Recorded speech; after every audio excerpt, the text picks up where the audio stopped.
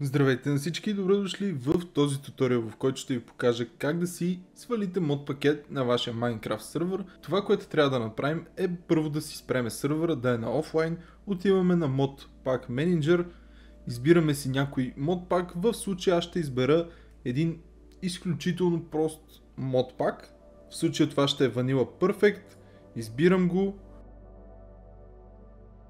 Избираме 1.21.5. По принцип, това бутонче тук, може да си го включите, може да си го изключите. Това е да изтрие файловете на вашия Minecraft сервер преди инсталацията на мод пакета. В случая аз това ще го направя, но ако вие искате да си запазите примерно светът, настройки на вашия сервер и така нататък, не го цъкайте.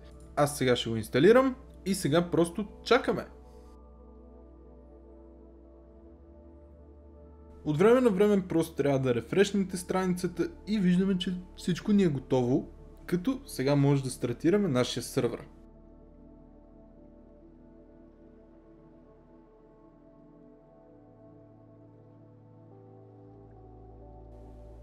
И сервера е готов, като сега трябва да влезем в нашия лаунчер, да видим дали всичко работи.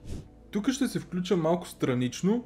Ако имате премиум акаунт, аз лично ви съветвам да ползвате Modtrint апа, защото е изключително удобно за инсталацията на модове и мод пакети на вашия клиент, отколкото да ги теглите на ръка.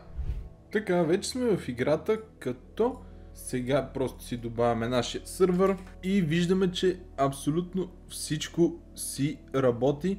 Шейдерите, с които си влизаме автоматично, си работят. Сега ще мина и на Creative, за да потвърдя, че всичко си работи. В случая ще дам пример с енчантните книги, защото аз знам, че от мода те се променят самата текстура. Виждаме, че всичко си работи и Vanilla Perfect мод пака си работи изцяло в сервера без абсолютно никакви проблеми. Надявам се това видео да ви е било полезно. Ако имате някакви въпроси, може да ги зададете в нашия Discord сервер или в нашата клиент зона.